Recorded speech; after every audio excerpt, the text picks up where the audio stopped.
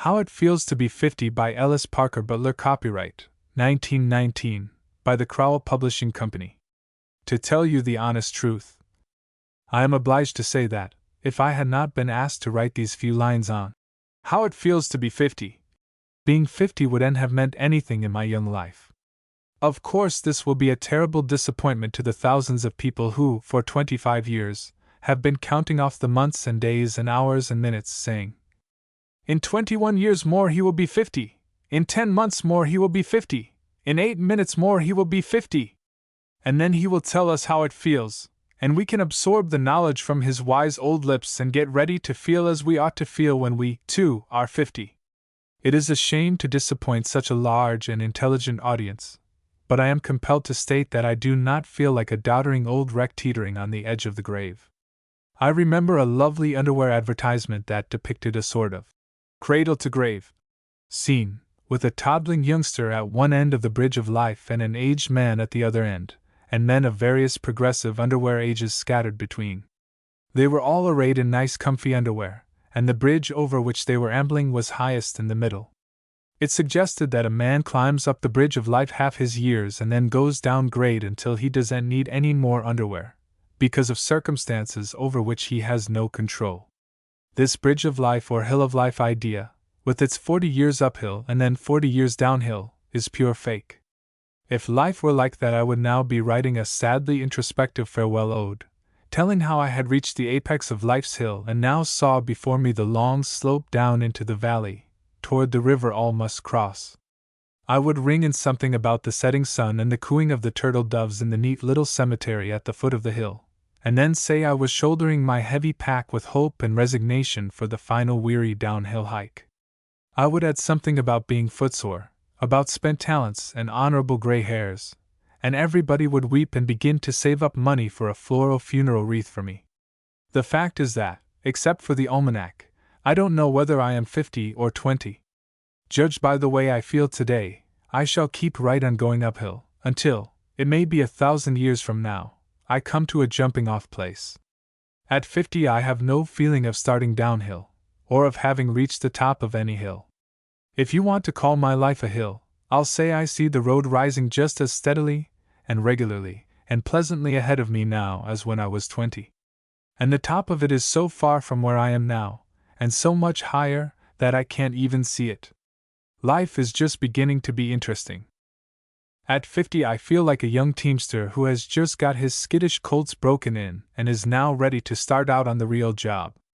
Until now I have been a raw hand, stopping to adjust the harness, talking about what I meant to do, studying the guidebooks, getting the stiff wagon greased, laying in provisions, fussing around one way and another trying to find out where I wanted to go, and why I wanted to go there, and how to get there when I started. At 50 a man should feel younger and stronger and more fit than he ever felt before. I do. Most men do, I believe. Younger fellows do not even play properly. They make a sort of work of it. It is not until a man is 50 that he knows that golf and fishing and poker and pinochle are play, and that work is play, and that life itself is kind of an interesting big game, too. I took out an old photograph of mine the other day, one I had taken away back in 1887, when I was 18, and I remembered how full of cares and worries I was at that time. I used to stay awake night after night and worry over getting married, for instance. I used to wonder how I could ever get up enough courage to go up to a girl and ask her to marry me. That awful necessity loomed up before me and filled me with woe and agony, gave me cold chills and hot flushes, and made me absolutely miserable for years. I remember that when I was about 20 I saw an item in a newspaper, away inside somewheres and tucked in a corner. It said statistics showed that bashful men were usually the first to marry. That item was a wonderful source of relief to me. I cut it out and carried it in my pocket, and whenever I felt the cold chill of fear come over me and I began to sweat at the thought that some day I must ask a girl to marry me, I got out that clipping and read it, and tried to brace up and be brave. Today I have a wife and 4 children and that worry is gone. My hair was another great worry in those days. My father is quite bald, and he had become bald when he was a very young man, when he was 21 or 22, I believe. I don't know why a young man should think a heavy head of hair is such an imperative necessity, when hats are so cheap, but I was haunted by a dire fear that I might grow bald while still young. I was in continual distress lest the Butler baldness might be hereditary. I had just one great hope, that at least some of my hair might stay on my head until I was married anyway. When I became engaged, this hair fear took the place of the afraid to propose fear. It was with me night and day. It was a keen, personal agony. The thought that I might have to walk up the church aisle to the music of the wedding march, with my bald head shining like a white watermelon, almost made me collapse with shame. And the worst of it was that my hair did begin to come out by handfuls. I shed hair like a cat in the springtime. Those were awful days. I saw myself doomed to a life of hairless disgrace and degradation. At 50 I have more hair than a man of that age is expected to have, and I don't care a continental whether it stays or goes. It has worn well. If it goes tomorrow I can say, no matter, it was a good crop while it lasted, and it lasted well. If I become absolutely bald it will be a good publicity feature, like the late Bill Nye's baldness. I should worry. At 50 the few pains and aches I have are, so to speak, standardized. They are old friends. If they went away I should miss them. I should not be myself without them. There is one I am especially fond of, because I have had it so long. It resides in my tummy. I have had that pain so many years that I have, so to speak, built my character around it, as an oyster builds the beautiful, lustrous pearl around the intruding grain of sand. 40 years ago I used to howl when that pain came. I used to lie across a chair, or a log, or a hummock of ground, and howl when it made remarks. 20 years ago, when that pain gripped me I used to imagine death was about to end my promising career. Today I treat it like an old friend when it makes itself felt. It can't fool me. I know its tricks and its manners. I say, "Ullo, you are again, are you? Welcome home, old top. Sorry I can't give you more attention, but I've got such a lot to do. Just I'm around until you get ready to go, old sport, and make yourself comfortable." At 50 my general health is better than it ever was. I have shaken off a bilious headache that was the curse of my youthful days. Proper eyeglasses have corrected an astigmatism that gave me other headaches 20 years ago. With the same glasses I can see as well now as I ever did. My appetite is as good as it ever was. I enjoy everything in life more than I ever did. I am more sure of myself. I know what I can do, and I am not afraid to do it. At 50 a young man should have just about completed his preparations to begin to live his real life. There are some precocious young fellows who get their growth by the time they are 45, but I am not one of them. There are some few prodigies who do worthwhile living before 40, but there are not many of them. At 50 a man begins to live the worthwhile life of a man, as distinguished from his life as a mere animal. At 50 he should have his family pretty well built up and complete, his experimental crops sown, and be ready to do his work and to enjoy his life in a hearty, unafraid, efficient manner. Without checking up the items carefully, and without claiming that some things done by the youngsters are not worth keeping, I venture to say the world would be surprised to find how much of its best in literature, art, the drama, mechanical inventions and so on would remain if everything done by men and women under 50 were eliminated. At 50 a man is just about mature, in this climate. And he is not a tomato. He does not decay as soon as he is ripe. He stays ripe and sound for many years, and each of his years beyond 50 should be worth 5 or 10 of his earlier unripe years. To the young fellow of 25 it may seem that the man of 50 is an aged and doddering wreck who must have the thought of death constantly in mind. I'll venture to say, judging by myself, that, except when the life insurance man comes around with his propaganda, the man of 50 never thinks of death at all. Why should he? Personally, I worried a great deal more about life insurance, and what style of coffin I'd like when I was 21 than I do now. Now I carry all the life insurance I can afford, as a plain business proposition, and let it go at that. When I was 21 I worried about dying at some untimely age and leaving someone or other to starve to death, as per the prospectus. Well, I have become skeptical about people starving to death. I've never yet seen anyone do it. I mention this death business because I am trying to imagine what a young fellow believes a man of 50 thinks of.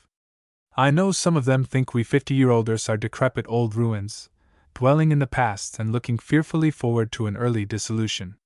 Take my word for it, sonny, no man of 50, unless he be suffering from some dire disease, thinks of death at all, as applicable to himself. As for myself, seeing how things are going nowadays, I don't give death a thought. For all I know, and all you know, before I am 10 years older the great manager of things may decide it is time to go back to the old regime, and make men live 500 or 600 or 969 years, as they did in the days of Methuselah and Noah. So why should I worry? At 80 or 90, I imagine, some men do get a little weary of life and begin to be indifferent to its continuance. But at 50 many things are just beginning to be interesting. Until lately I have been so busy raising a family, and getting a home, and one thing and another, that I have not had time to give proper attention to my golf. I am planning to put in 30 or 40 good years improving my game. I have discovered that you cannot avoid faults in your golf unless you know what they are, and you cannot thoroughly know a golf fault until you acquire it. I think I have now acquired all the golf faults there are, and from now on I mean to have a lot of fun getting rid of them. Another thing I need a lot of time for now is my postage stamp collection. For 40 years or so I have sort of fooled along with it, getting acquainted with the general methods and outlines of the sport, and deciding just what to specialize in. I have now a pretty fair working knowledge, and know what I want to do in that line. I need a lot of time for that. I don't expect to do any very great things at it until I really get some leisure, say when I am 80 or 90 years old, but in the meanwhile I want to pick up a few rarities now and then. To do that I'll have to make a little more money than I have been making, because I have reached a point where the stamps I need run into money rapidly. And I expect, in the next 20 or 30 years, to spend quite a little on my fishing. After 40 years of it I am just beginning to learn how to fish properly. And I want to grow some real flowers. I want to have a tulip bed that will draw people from 100 miles and make them beg for bulbs. But I haven't been able to get at the tulip affair this year because I have been out touring the country as a platform humorist. There are a half-dozen other things I am planning to do, but all these are subsidiary to my writing, of course. At 50 I feel that I am about ready to begin my life work as a writer. For the past few years, 30 or 40 of them, I have been experimenting around and trying to get my bearings and learn what life really is. I have done some pretty raw, inexperienced stuff, but it has been worthwhile because a young fellow has to go through the experimental stage. It takes time to decide what one really wants to do, and how he wants to do it. But when a man is 50, with a long life ahead of him and a fair notion of what he wants to do, he begins to be hopeful. At 50, I feel that I am about ready to begin writing the 8 or 10 novels I have been wanting to write. Amelia E. Barr was about 50 years old when she began writing novels, and she wrote about 70 of them after that. Richardson wrote Pamela, some call it the first modern novel, when he was 50. Daniel Defoe turned to fiction only when he was 55. There are hundreds of writers who did all their work, or most of their best work, after 50. Oliver Wendell Holmes was 48 when he wrote The Autocrat of the Breakfast Table, his first great work. Longfellow wrote Hiawatha when he was 48, and much of his best work followed. Whittier wrote Snowbound and Maud Muller at 59, and continued writing until he was 79. Tennyson was still writing at 83. Trilby was written when Du Maurier was 60, Les Miserables when Victor Hugo was 60, Kenilworth when Scott was 60, with 16 novels following it. Reckoning a man's life by years is the biggest sort of flapdoodle. All of a man's worthwhile living may come after he is 50. Between 50 and 51 I may catch my biggest trout, and I expect to do it. After 50 I may write my best stories, and I mean to do it. In my backyard is a huge white oak tree. Some tree experts say it is 350 years old, some say 600, and one has estimated it at 800. It does not make a bit of difference to the tree. It is as young and enthusiastic when spring comes as it was when it was 2 years old. It puts forth leaves, grows new and tender twigs, bears sound acorns, shelters its colony of bird families, and holds one end of the clothesline just as well as it ever did. It is a healthier, happier tree at 600 years of age than thousands of pert young 10-year-olds, and is producing more and better oak leaves. If you went and asked it how it feels to be 600 years old, it would say, "What do you mean, 600 years old? What has that got to do with it?" A few hundred years one way or the other mean nothing to a sound, healthy white oak tree. A few tens of years one way or the other mean nothing to a sound, healthy man. We know that Homer and Socrates were aged men because certain famous portrait busts have advertised it. But how many know whether Cicero, Plato, Marcus Aurelius, or Pythagoras did their best work before or after 50? We don't know and we don't care. Take Noah, for example. At 50, Noah was a comparatively unknown citizen, with a neighborhood reputation for homely virtues, and a nice growing family, but he had cut no very great figure in the world. Some of the younger fellows thought of him now and then as a sort of aged gentleman who was about ready to drop into the grave. Probably they thought it was quite a feather in Noah's cap when one of them stopped him and asked him to write a short paper on the subject. How it feels to be 50. There is a chance for you to produce a wonder, the young fellow said to Noah. Make the essay just as personal and real and funny as you possibly can. Age is one of the most interesting subjects in the world. Everybody either looks forward to being 50 or back to having been 50. There is no subject about which human beings think more. All right, Noah said. I'll do it, but you must expect to be disappointed, because I don't feel old or aged or anything of that sort. I feel young and lively, as if I were just beginning to live. Slush, said the young fellow. You re-old. At 50 you have one foot in the grave. That stands to reason. Now be a nice old fellow and write something that will please the neighborhood society. Something about standing on the apex of the hill of life, looking down the farther side, and that sort of thing. So Noah did. He aimed to please. He wrote the essay and said he was now 50 and had but a few years to live, and that he did hate to think of so soon having to part from one and all. The paper made a great hit. It was loudly applauded. And 50 years after that, Noah was still alive. And 50 years after that, Noah was still alive. And then another 50 years passed, and Noah was still alive. And then 100 years passed, and Noah was still alive. And 200 years after that, Noah was still alive and going strong. And it was ain't until 100 years after that, that Noah made the big hit of his life by gathering his folks and his livestock into the ark. He was 600 years 2 months and 17 days old when the big rain began that was to make him famous. You can read that in Genesis, 7th chapter, 11th verse. That was just 550 years 2 months and 17 days after the young fellow asked Noah to write how it felt to be an old man of 50 starting on the downward path. I think we should all take Noah as a model, and keep a young heart and an eager, forward-looking spirit until we are at least 600 years 2 months and 17 days old. Our 40 days of glory and greatness and good service may come long after we are 50, 550 years after, for all we know. I like Noah. He had no surrender in him. Old at 50? He considered himself a mere baby at 50. At 600 he was just getting into his proper stride. He was just ripe to tackle a big job like the flood. Chapter 9, verse 28, and Noah lived after the flood 350 years.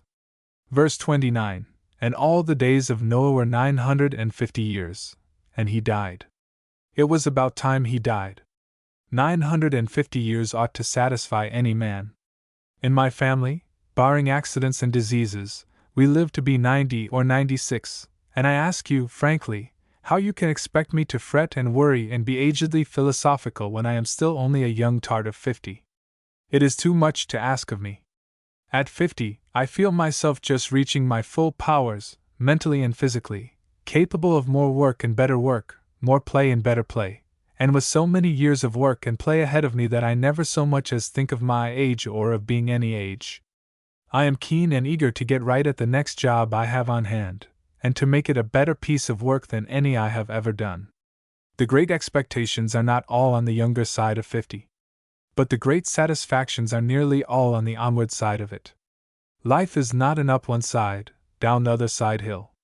It is a long, winding road, good all the way, and the freshest, brightest flowers and the sweetest, solidest fruit usually grow beyond the 50-year milepost. At 20 my life was a feverish adventure, at 30 it was a problem, at 40 it was a labor, at 50 it is a joyful journey well begun. The end.